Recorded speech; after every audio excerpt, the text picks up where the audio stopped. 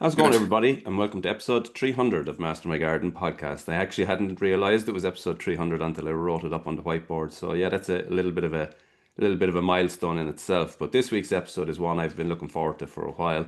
It's going to be an exciting one. I know it's going to be one that'll resonate with a lot of you guys. I'm delighted to be joined this week by Adam Alexander, who's affectionately known as the seed detective. And he's been saving seeds for the last 35 years of vegetables and herbs and is a real champion of seed saving, of heritage varieties, and of that whole seed saving and sharing movement. So he has a couple of new books out that we're going to chat about, but we're also going to delve into his history and the long history it is 35 years of seed saving. So, Adam, you're very, very welcome to Master My Garden podcast.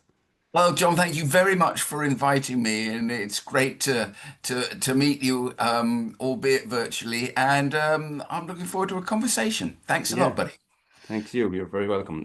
Yeah, so seed saving is something that we've chatted about on the podcast before. I'm not sure if you know Madeline McKeever of Brown Envelope Seeds, but Yeah, Madeline, most certainly. yeah, Yeah. so Madeline has been on the podcast before, and it's actually it was one of the earlier episodes, but it's one of the most popular episodes. Right. So it just goes to show that there is a keen interest in seed saving.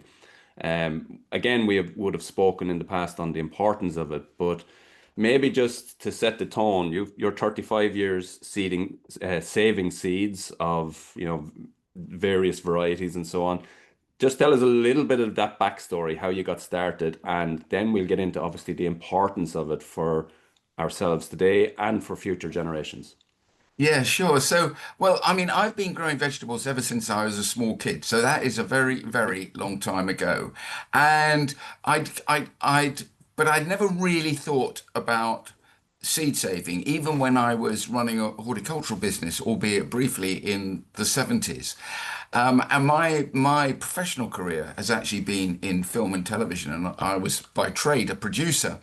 And I had found myself, I was making a TV series actually for the BBC and for the Welsh channel Espoir in,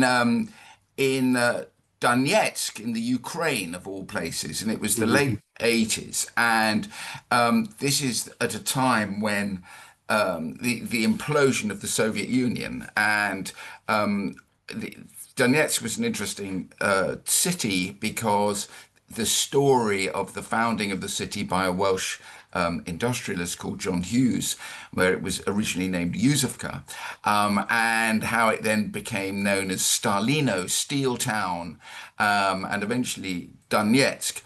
It was an interesting story because it was a story really of history, but I had a crew which included a delightful director who was a vegetarian, and being a vegetarian in the Soviet Union in those days was not the most exciting time. And I can imagine. you could eat Finding a potato. restaurant would have been difficult.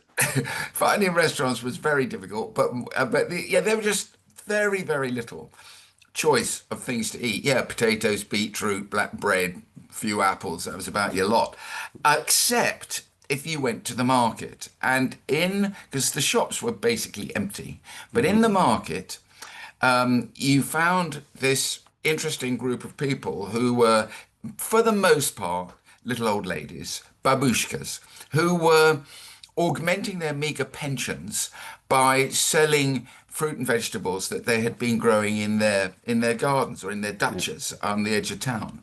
And so I met this woman who actually she became for me a real archetype, somebody that I have been, tracking down ever since. And Hmm. amongst the things on her stall were some peppers. And, I'd grown peppers and I bought seed and I was never, I eat them, but I was not passionate about them Yeah. because I'd found them remarkably unexciting in terms of their flavor. Yeah. But anyway, she had these and they're about the size of a tennis ball, multi-lobed, deep red, and I bought some because also I knew that the pepper is a fundamental part of the cuisine, or it was of Ukrainian cuisine, but and also Russian, but also cuisine of the whole of Central and Eastern Europe, and great swathes of Turkey and Hungary and all through there. Um, and I took these peppers back to the hotel restaurant, and I thought, "Do you know what? I really ought to just see what they're like." And I sliced one open and I took a bite, and it was the first of many wow moments that I have had in in the last 35 years or so. And this pepper, thick-fleshed, fruity, it had a lovely, complex flavor, had real character. And it also had a little bit of heat, just enough to let you know it was there. And this, I thought, wow, this is fantastic. Needless to say, my director and the crew were very happy with the dishes of stuffed peppers that they Yeah. then enjoyed. And I thought to myself, I wonder if I say take some seeds back home, whether I'll be able to grow them myself. And I did. And I've been growing them ever since.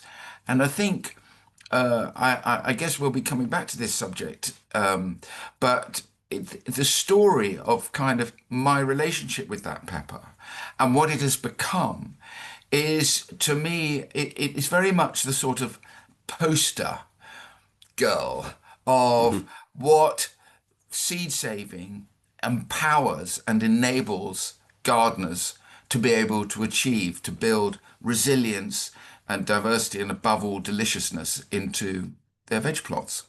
Yeah.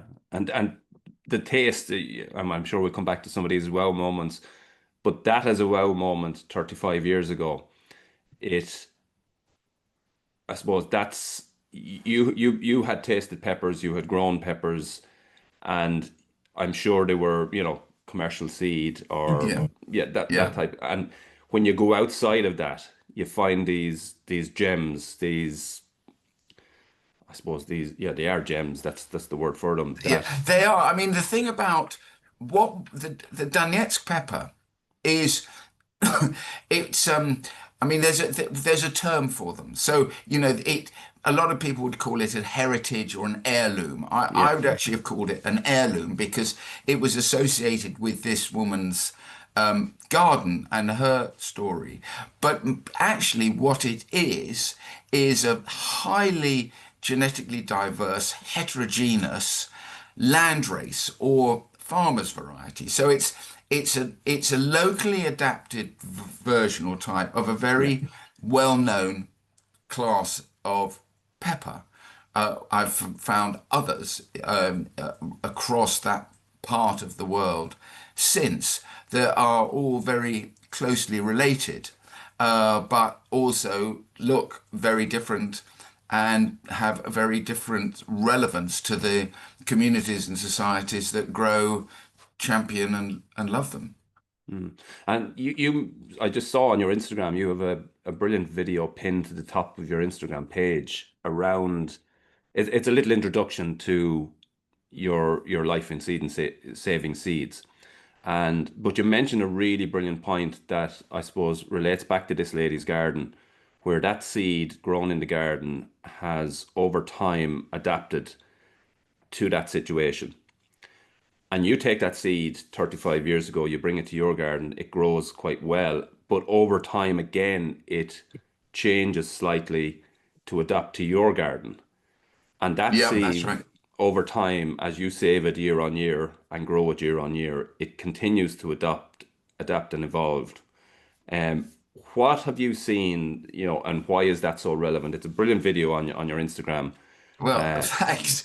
I mean, why for me it is so important is that when I first started growing it, I grew it in my greenhouse and I saved some seed, year after year without really thinking about why I was doing it. And the other than to know that I could grow this pepper again the next season, and I could share some seeds because you get a lot of seeds out of a pepper. Yeah. And then I began to really think much more systematically about selection. And I thought, you know what? I really, wouldn't it be great if this pepper became something that I could grow outside, that was early, that fruited over a long season. So I started quite early on, sort of in this, I guess, 30 years ago or so, selecting to save seed from fruit that were the first to ripen and conformed most to the phenotype that I was looking for. So it was about its size, its color, above all else, its flavor. It had to continue to be delicious and something I wanted to eat. And then I started growing them outside. And so what I did was the seeds from the earliest fruits I would sow again, and then I would transplant them. Sometimes I'd grow them in pots on a patio. Sometimes start them in a cold frame and then take the lids off the cold frames and just leave them to grow. Now I can grow it outside pretty much any time. I mean, this last summer, which was sensational, fantastic. Here we are coming to the end of October, and I am still harvesting ripe peppers out of my Wow. veg garden. Yeah. Wow. And it's the first to flower, the first to fruit, and it fruits for the longest period of time. And that's happened because of this process of selection. Hmm. And I'm just following in a tradition. It's Yeah. a continuum. This has been going on. Farmers from our Neolithic ancestors 12,000 years ago, when they started to domesticate the crops, did it through selection. Hmm. They weren't deliberately trying to breed something, and I'm not a deliberate breeder. I'm just selecting, and what that means is I now have a Welsh farmer's variety, a landrace. I actually like to call them gardener's varieties, Yeah. GVs. I mean, other people have said, well, Adam, now you've got a Welsh heirloom pepper. Interestingly enough, it's not the only one. I've discovered a couple of other people who've got peppers that have become well adapted to growing, particularly in South Wales. And that is something that I've really feel passionately about sharing with growers and gardeners who are interested in saving seeds. Hmm. Because once you start to save seeds, you can then really select to build long-term resilience and genetic diversity into what you grow. Yeah. And then you become less dependent on, I suppose, other varieties that are mass produced, but they're also not as tasty. They're, Yeah. generally speaking, they are disease prone. They're not grown specific for your area. They're not adapted to your area. So something that produces brilliantly in one area, I often see this here. I got sent some seeds last year. There was one particular tomato just hasn't done well here at all. Um, and you find that over time that there's you, if you were able to keep seeds within your own system, they adapt, get better, improve Yeah, year on year. And they do. that's, And I think the other thing is supporting your local seed growers. yeah, yeah, And I mean the great thing, if you think in Ireland, you have obviously you have the Irish seed savers who are a yeah, really important body, and then you have brown envelope seeds, local growers who they may be basically multiplying existing commercial varieties on list varieties, which you could probably buy, many of them you could buy somewhere else. But because those growers are doing what I do and what you do, which is to save year after year so that you have this evolutionary process going on with improvement and resilience. That means that when you buy seeds from an Irish grower, they're already very well adapted. adapted. Whereas Yeah, if you go to, I mean, I get seeds from all over the world, but the truth is, if you buy seeds from a producer in Southern Europe, then it's going to take a little while for Hmm. those seeds to wake up and say, depending where they are on the Emerald Isles, Yeah. to wake up one morning and say, "Oh, I'm at home. I'm not in southern Italy or Spain or Morocco or Yeah. Thailand or wherever it is." Yeah, that's Yeah. hugely important because the seed that I'm talking about came from a listener of the podcast in France, actually. And a lot of the seeds were successful, but that tomato didn't like the conditions here at all. And so it is grown in a polytunnel, but I do have open sides. Yeah. And it's where I live, I'm very much Midlands. I'm on a what's called Castlecomer Plateau, so it's quite high Right. above sea level. We get late frosts, it's quite cold, quite windy. And it definitely sulked a little bit. Now it was extremely tasty, but it did sulk a little bit. So I think yeah, over time it will adapt. Well, I mean, I mean, the thing is, it's such great fun Yeah. doing it. You will take those seeds, and us gardeners, we're all eternal optimists, and we always believe next year it's going to be great. And you'll sow those seeds, and you won't know until look at how well they've germinated, and then as you say, you have no idea what the weather's going to be like, other than it's probably going to be challenging and wet or dry, and it'll be really interesting to see how quickly that tomato adapts. And with some crops, I've found adaptation can be quite fast, but with others, you're looking at 4 or 5 years before you think, actually, this has really changed. Hmm. Yeah. Just to go back to that pepper, Yeah. and just in relation to that first, that is there a variety there? Like obviously it's your saved seed now over time, but to have one that would, I'm just thinking here, like peppers is very difficult for me here again Yeah. because of the open tunnel, Yeah. cold, generally speaking. But one like that would transfer to my garden, albeit in the polytunnel. But what am I looking out for there to find that seed or something like that seed that Well, may I mean, first of all, you ask me, and I'll send you some. Whether or not it'll make it through across the through customs? the Yeah, Brexit customs madness yeah, yeah, is another matter. yeah. But to be honest, I don't think they're really bothered. Not with a few As- small seeds anyway. No, no, no. but I mean, the good thing about the Donetsk pepper is that I gave some seeds to um, Fred and Ronya, who own and run Vital Seeds, which is based down in Devon, Yeah, and they are selling it this year um, for the first time. brilliant. And that to me is very exciting because it certainly means that people in the UK, if they know about Vital Seeds, Yeah, will be able to get it. And I've got other seed companies in the UK who are now also starting to grow varieties that I have been really evolving over, some of them over 20 years or more, which I think are absolutely delicious and sensational and are very likely to please the grower. I mhm, think for you, I mean, certainly growing them in a polytunnel, I would have thought they'll be absolutely fine.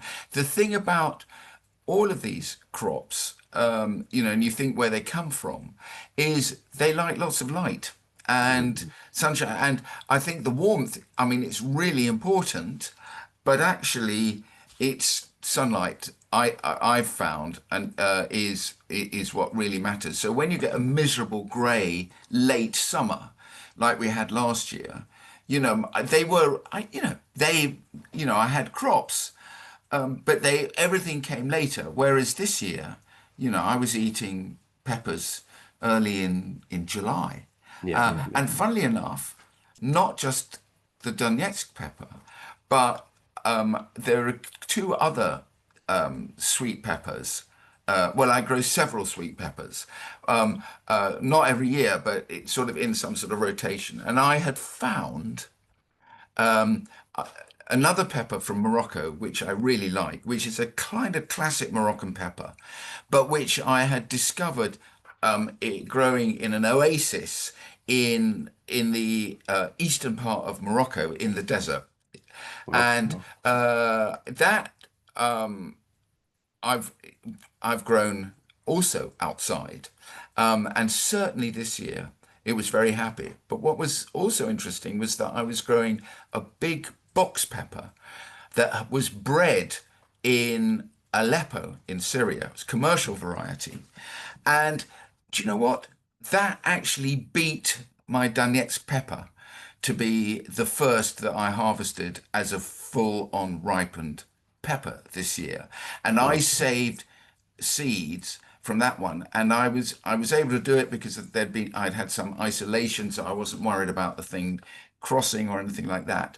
And I will be really interested to see next year.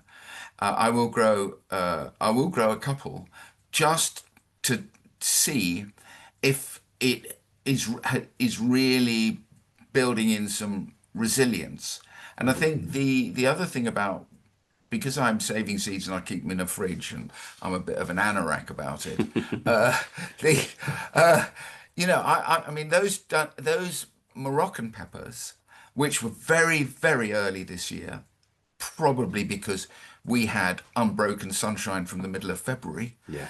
for months, is that was seed that I had. I went back to my original seed that I had collected in 2007, and I had some seed that was saved in 2009, and I grew the two, just two or three plants of each one.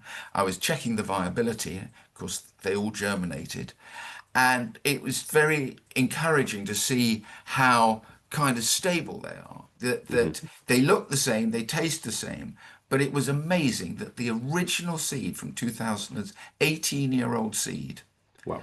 was perfect, very happy to have moved from the Sahara Desert to Southeast Wales without a blink. Yeah, You it's know, amazing. It's amazing and how. that's heterogeneity for you.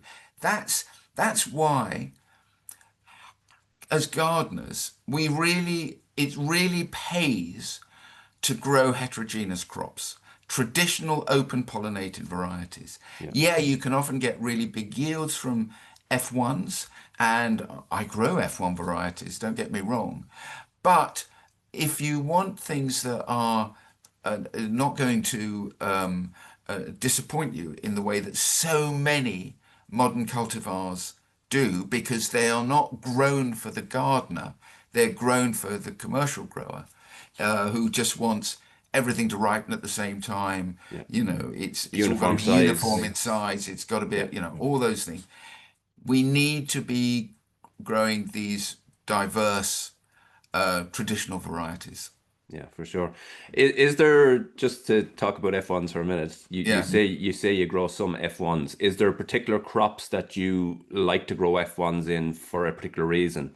I mean, Um, yeah, I mean, it may sound a bit counter intuitive, but there are one or two hybrid broccolis or yeah, calabrese that they all come at the same time. A yeah, nightmare. yeah, But yeah. actually, if you grow, I might grow four plants, and I'll do them in succession. But as a plant, an F1 that I say sowed in March, I will, yeah, I'll cut the top heads off them, eat them, and then I let the side shoots go. And a lot of these hybrids have incredible vigor, and I can be harvesting side shoots for 6 months, eight Hmm. months, Yeah, and so they tend not to as quickly go to flower as many of the more traditional heterogeneous broccolis and calabreses. I mean, they're a very, interesting enough, calabrese is a very modern type of vegetable. yeah, Yes, there are open pollinated ones, but actually all the work has been done because that's what people buy in supermarkets. And so they have their uses. Yeah. The thing that I really try and avoid are cauliflower. Cauliflower are a nightmare because they do all mature at the same time, Yeah. and Yeah. they come fit exactly at the same moment. So, Mm. if you're going to grow an F1 cauliflower, ask yourself the question, how many cauliflowers can I eat in a fortnight? And That's actually something I've talked about a lot on the podcast because yeah, that's typical of what we do. We go to the garden centre in March. We yeah, get our tray of 12 cauliflower plants. We stick them in the ground, and then we have 12 cauliflowers on a given week without yeah. fail. That's it. Yeah. And so why do we as gardeners keep beating ourselves up by doing this? Yeah. And it's nuts. I mean, one of the things that drives me absolutely crazy is garden centres flogging you generic vegetables, usually at entirely the wrong time of year. Your tomato plants are all ready for you to put in the ground in March. Well, nobody in their right minds is going to Yeah. do that. And all these, it's just awful, and they're usually very poor quality. And again, if you're going to buy plug plants, then I think one really does need to be a little bit more selective. And there are so many now growers and professional growers who are growing these heterogeneous varieties, and you buy as many plug plants as you want from them, and yeah, they may cost a little bit more. But actually, you know what? You're going to get what you want at the end of the day.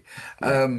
I say, not all these cauliflowers. Truth is, of course, you probably end up giving most of them away, or you turn your back for a moment and they've bolted, and it's Yeah. yeah. Brussels sprouts is another one that I prefer to grow F1s in. I don't know what it is about open pollinated sprouts. I always find there's I don't they tend to pick up a lot more disease, I think. Right. I don't know, I have less success with them. So F I'm just looking at my diary because I've been keeping a grower's diary since 1976, wow. and I was just reminding myself of I don't my wife is not a great Brussels sprouts lover, so I grow one plant, and just for me. And I was just looking to remind myself of. I got a variety. Actually, it was from the Heritage Seed Library. So it's an old open pollinated variety, and it's it's the crop is absolutely fantastic. I haven't started picking them yet. I wait until the frosts come. So I found that has done really remarkably well. But as regards I'm just looking while I sort of multitask, which I can't do because I'm a bloke, at what the name of it is, which has completely escaped me. But oh yes, it is. I used to, it's called Roxton, Okay. Yeah. Wroxton. And do you know what? I'm thinking to myself, that is the heaviest cropping most sensible Brussels sprout I've grown for a long time. I used to grow red ones. Actually, I used to grow them when I had a market garden in the mid 70s, mid to late 70s, and I used to take red Brussels sprouts into Tiverton Market on market day to give to the veg sellers there. And they'd look at me and think, Adam, what are you trying to do? Poisonous? Do you think anybody's going to eat this? Uh, Whereas actually, I think red Brussels sprouts are rather good. There's some interesting work being done with these flowering sprouts now, which of course have all been hybrids. And I was at the Gaia Foundation's inaugural seed gathering conference the other day, talking to a wonderful Irishman who works for the Gaia Foundation, lives in Ireland, and who is dehybridizing these Caillet type loose Brussels sprouts, Hmm. and he says it's really exciting.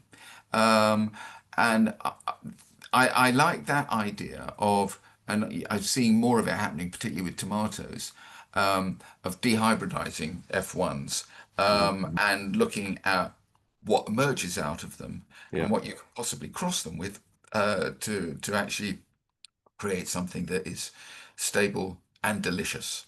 yeah, yeah. Uh, Um, just to go back, you mentioned that that lady in the market in the net, yeah, she sort of created an archetype for you that yeah, over the next number of years you sought out around the world, and I yeah. guess that's where the genesis of your most recent book.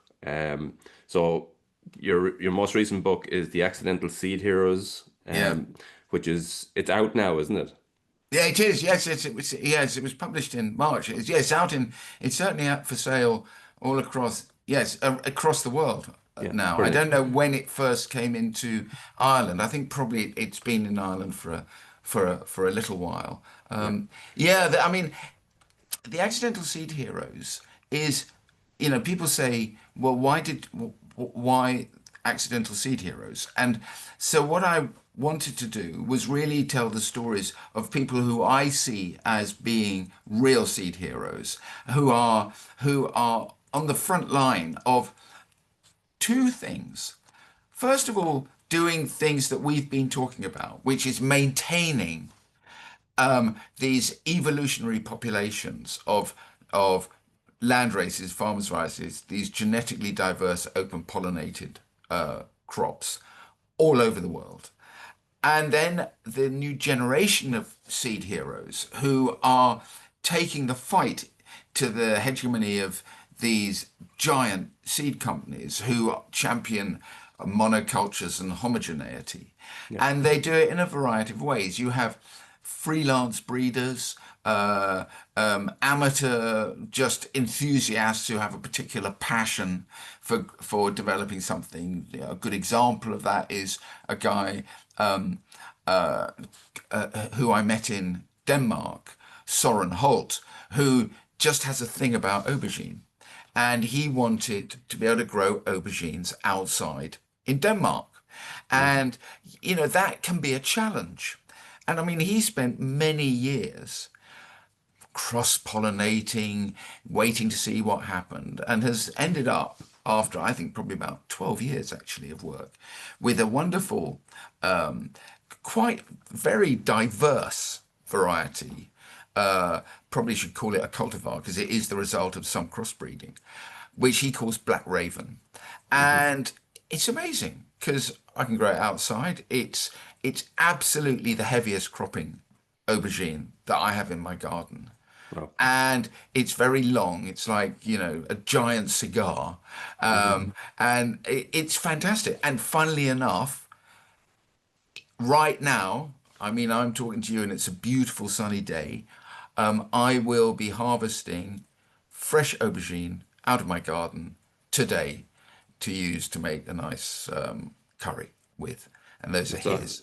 And so he's an example to me of a real seed hero who's just a Joe, like Yeah, all of us gardeners. And then you have the other seed heroes who are collaborating. You have ethnobotanists working with indigenous and traditional farmers. You have university departments who are working in the field with a whole diverse group of growers and seed producers.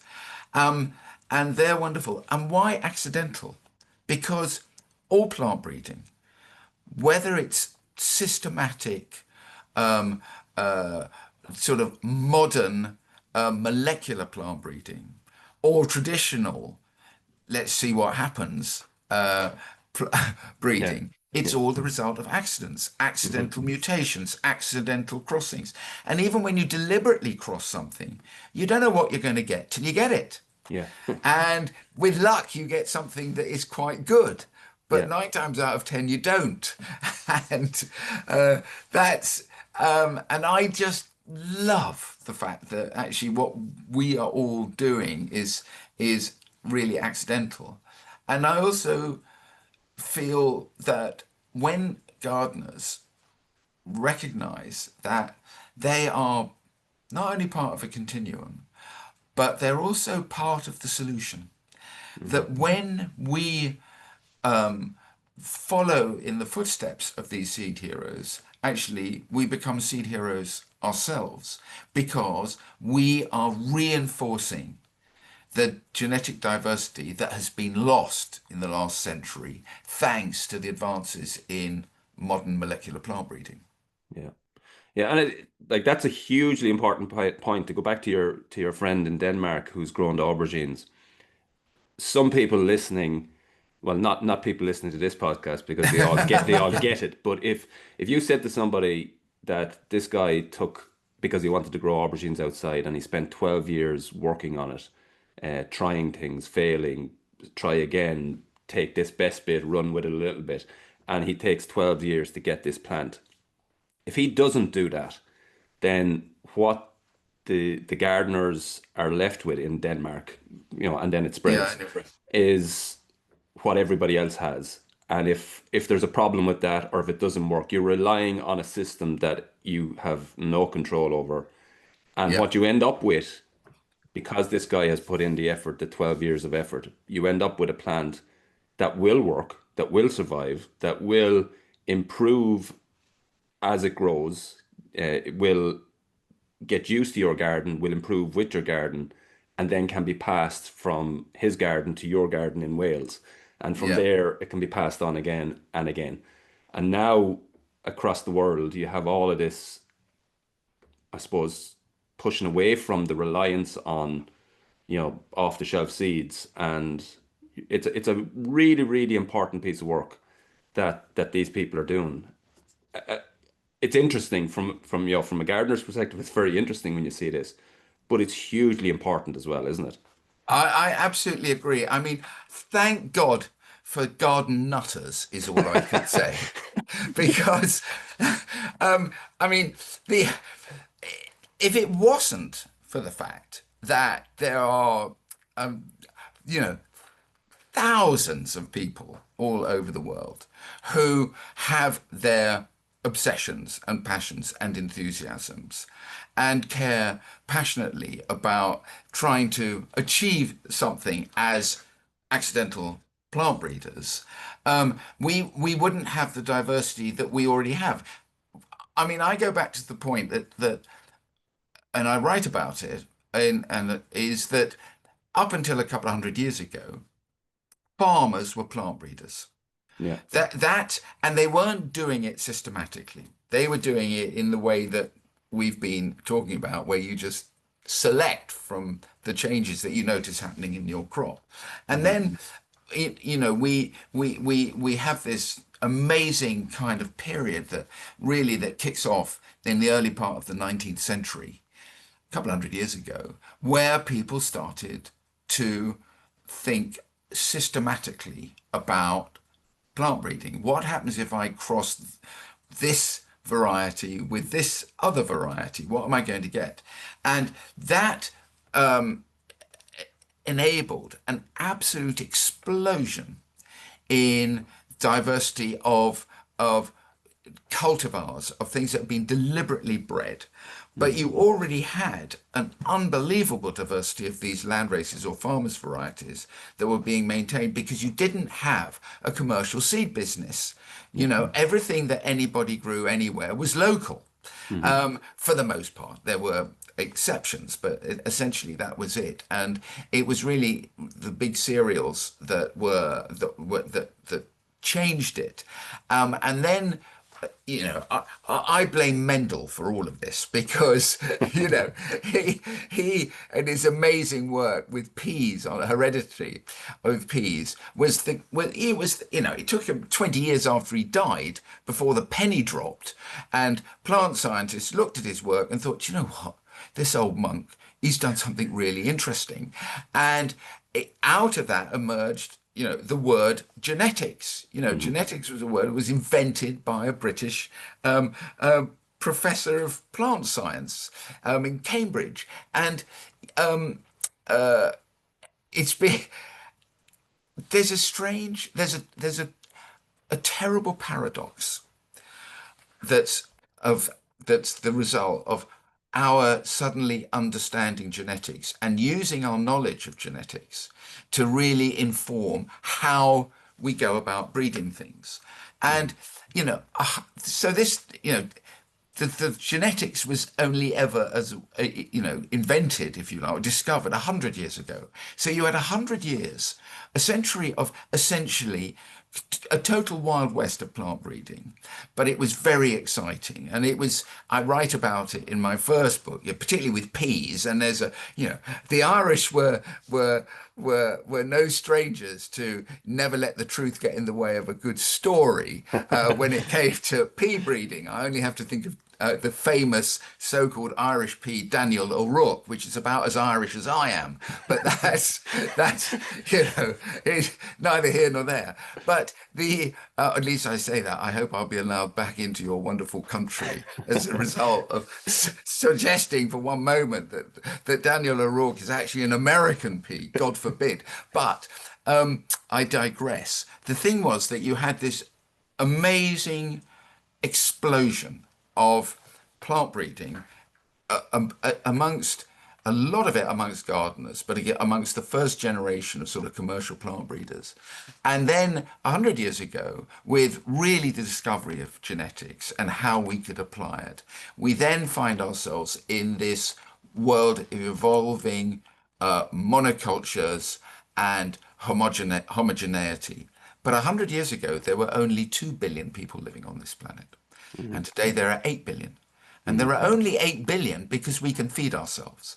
And it's because of the development of these very high yielding major crops, which we have become reliant on, with maize, wheat, rice, soya. Yeah. These crops have been feeding us, and that's in one sense an amazing success, because if we didn't have them, we wouldn't be here. Yeah. But we've paid a terrible, terrible price, which is we've been destroying our soil, we've been destroying our ecology, we have been eating stuff, the explosion in ultra-processed food, which is the result of these highly mechanized industrialization of food, is not doing us any good or that of the planet. And so I really wanted to write about and think about what is it that we can really do, which empowers us and enables us and offers us a real way, positive, constructive, inspiring way forward, so that hopefully by mid-century we might no longer be poisoning the planet and destroying our ecosystems merely by sticking a seed in the ground. And I'm a huge optimist, and the more I see of just what's going on all over the world with the restoration of farmers' rights, these are very difficult uphill battles, but they're happening. And when we as gardeners add to the diversity in our own gardens and share that diversity within our communities, we are absolutely part of the solution. Yeah, brilliant, but really powerful. Just to sort of start to round off the accidental seed heroes. So is that a set number of featured people from around the globe, or how is the book structured? Well, I wanted to sort of explore some of the crops that I'm really interested in. So the book includes some crops like cereals, wheat, aubergines, obviously tomatoes are in there because some really interesting work on how do we develop blight resistance in tomatoes. Pulses, really fundamental part of how on earth we feed ourselves in the future with beans and legumes as an alternative to meat. And but at the same time, I also wanted to take the reader into parts of the world that they wouldn't necessarily think of. So I went to Ethiopia, which is such an interesting place because we think of it as being, we think of famine and disaster. But Ethiopia, it has 5 of the greatest rivers in Africa running through it. It has the greatest diversity of indigenous and native edible plants anywhere in Africa. It's incredible. And and also it employs agroecological and ways of growing. Agroforestry is really important. When you go to the south of South Omo, right down in the south of Ethiopia, in up at 2,500 meters at the top of the Rift Valley, and you are in a world of abundance and diversity, which I think is a model that many of us really need to explore in much more detail. So, and then there are other native farmers in Albania and in Rajasthan in India. And I sit at the feet of these people because the knowledge they have is fantastic. And this ghastly colonial, we know best mindset. Oh God, these poor ignorant peasant farmers, what do they know about growing anything? Here, take this GMO maize, it'll save your life. I mean, it's just, forgive my French, but it's bollocks. And so I wanted to share with the reader stories about people that I've met in places that are surprising. Albania, you think of, the North Korea of Europe, has the greatest diversity of flora in Europe, has the oldest viticulture in Europe, has the greatest diversity of vegetable land races still, despite the fact that they are disappearing at a rate of knots. So these are wonderful, wonderful countries that if you are curious and interested in learning from local knowledge and expertise, and also in my case, occasionally being given a few interesting seeds to take home and try. That's what I wanted to write about, and that's what I hope I explore in some detail. But it's all also about the pursuit of deliciousness. I'm not interested in myself growing anything in my garden that doesn't taste good. Yeah. And equally for all of these farmers and growers and gardeners, whoever they are, wherever they are in the world, they also want it to be nutritious and delicious. Yeah, for sure. That leads me to one of the last points. You mentioned at the very, very start that you had this wow moment with that pepper. But you mentioned there was many others after. Maybe just one or two of those kind of highlights, something that really blew you away. There are a number of, not many, but some crops that I will always grow because they're absolute wow moments. One of them is a pea called Aviyuan, which comes from Catalonia. It grows to 2.5 meters. It's a beast.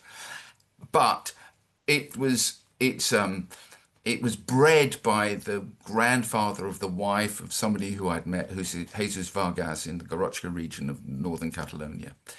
And he'd bred it at the beginning of the 20th century. He was part of that incredible cohort of breeders around the world who were doing amazing things with peas. And when I remember with Jesus walking through his garden, he's an organic farmer, walking through his veg plot, and there's this sort of forest of peas. And it's May. I was there actually for my birthday. And you know what it's like? You go through the garden, there are peas swelling, swelling on the vine. Who is not going to want to pick one and shell it and pop the peas? I did that. And it was like, wow, this is something else. And that's a pea that I will always grow. And the great thing about the luck that I had with Jesus was that he's the only person growing it.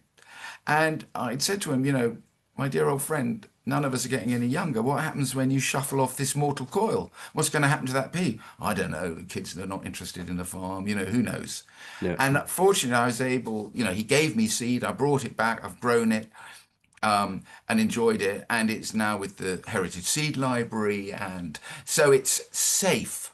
Yeah. And I share it widely. And, I have yet to meet anybody who said to me, Adam, you gave me a busted flush. This is not a pea for me. They all love it.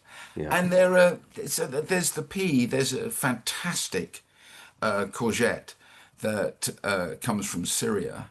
Funny enough, the Irish seed savers have a white one. I would say this, wouldn't I? But it's not nearly as delicious as my green one. But that again is, I can't imagine not having that courgette growing in my garden. And Hmm. that was a wow moment as a result of growing it, not meeting the grower because it was a commercial variety. And I got it just as the civil war was kicking off in Syria and the seed company got blown up. That was the end of that. What's that I could variety? go on and on. As for peppers, I mean chilies, beans. There are different lettuce as well that I really really love. So, and mostly of them are winter lettuces. So bloody warrior, latahino. I remember when I ate latahino for the first time, and it was in a biodynamic garden in Sussex, and there was a lovely gardener there, German lady. I'm not going to say how old she was, but I'm too much of a gentleman for that job. But but that was, eating the leaves of that, and I thought, oh, this is what all lettuces should be tasting like. Hmm. Yeah, the list can go on and on and on. Yeah, yeah, and I can imagine that because there is certain varieties that when you eat them, you wonder what all the other ones are about. So yeah, I Yeah. can I mean, appreciate that. I did have a wow moment. I should tell you this, it's important. So I was in Albania researching the book down in the south in the Kocha region. Hmm. And I was with a botanist and agronomist, Professor Robert Damo from the university, who is cataloguing the land races, the farmers' varieties down there. And we were in this incredible valley, the Miras Valley. I mean, they've been growing there for 2,000 years. And walking in amongst the crops, and it was in the late summer, and there were tomatoes everywhere. And he introduced me to Ellie and Zorba Hayuni, who had both been professionals on a collective farm years ago. And they were growing their own tomato. And Zorba picked this massive ox heart. And I was, I've eaten ox hearts, I've grown them. Yeah, okay. I yet to eat an ox heart that blew my mind. Anyway, Hmm. he handed me this ox heart, and I sliced a bit off with my pocket knife, and it was a complete wow moment. I'd never eaten an ox heart like it, and it was Hmm. sweet and fruity and just fab. Yeah. And so I said to him and Ellie, they told me about it and how they've been maintained it, and they were so proud of it. And I said, "Oh, could I possibly have some seeds, please?" And they said no. And so I was and they said, "No, it's not because we don't want you to have seeds, but we only save seeds from particular fruit that we are going to grow the next year, Hmm. and we want all those seeds." But I looked at my mate Robert, Professor Damo, and he said, "It's all right, Adam, don't worry." He said, "I've got some in the gene bank which you can have." And so, and I've now been growing that for a couple of years, and I've also been mixing up different lines of it because I've had it growing with other people in different places. I grew 9 plants this year. I am still harvesting today. There are a few left ripening in the greenhouse. And I'm trying to really work over the next few years to get it to grow well outside. Yeah. But out of 9 plants, over 30 kilos of fruit. Wow. And and not all the trusses set because it got very, very hot and I had some aborted trusses. But they're just to die for. Yeah. And I've got more passata than I know what to do with, tomato soup in the freezer. Fantastic. Unfortunately, loads of seeds. So Yeah. those I'm very keen to share. And I sent a note to Robert to say how excited I was with this and how well it was doing, this Oxheart. And would Ellie and Zorba mind if I shared some of the seeds? Because I think more people should be growing it. And I got a message back saying, Ellie and Zorba are absolutely thrilled that you want to share the seeds of their tomatoes with other people around the world. And I Brilliant. thought, That's what it's boy, about. that's what it's all about. Yeah. Absolutely. Yeah, for sure. Yeah, that's. sort of a brilliant way to close off the chat. The Accidental Seed Heroes is the newest book. There is a previous book, The Seed Detective. Both of them are available in all usual places. I'll put a link to your website in the show notes anyway, should anyone wish to click through that way. But they are in the usual places as well. They're not hard to find, the books. Um, it's been an intriguing chat, really interesting. Um, it's also really important stories. So there's the fun element of it, which is really important as well. There's the trial and error, but it's really genuinely important work that, these seed people are growing around the world, are doing around the world, and obviously you documenting it and bringing it to the fore and telling those stories is highly important as well. So Adam, thank you very much for coming on Master My Garden podcast. Well, thank you very much for inviting me, John. I've really enjoyed our conversation, and yeah, I'm with you all the way. This is really important stuff, and how we tell our stories is absolutely at the heart of how we win the hearts and minds of people who not only are growing vegetables but also deciding where they're getting their seeds and where they're buying their food. But great stuff. Thank you very much. I'm off into the garden. The sun's shining. So that's been this week's episode. A huge thanks to Adam. As I said, that is really important work. Those stories and those connections from, the little old lady who's topping up her old age pension with sowing seeds and then growing a variety that ends up getting translated around the world. And it builds resilience into the system. Yeah, I don't want to talk about, food security and things like that, but when you have seeds like this being circulated around in communities, that gives you a security that isn't available in any other way. Like you talk about what Adam said about the people in Ethiopia, that's a place that we typically associate with, hunger and famine and so on. But they're in their own ecosystem, they're creating resilience and a system where they're not relying on anyone else. And as I said, this is deeply important, and those stories and that seed saving and protection is really important. So, The Accidental Seed Heroes is the latest book. The Seed Detective is the previous one. A fascinating chat with Adam. I'll put the link to his website in the show notes, but definitely check him out on his social channels as well. Really fun stories, but also deeply important stories, and definitely worth checking out.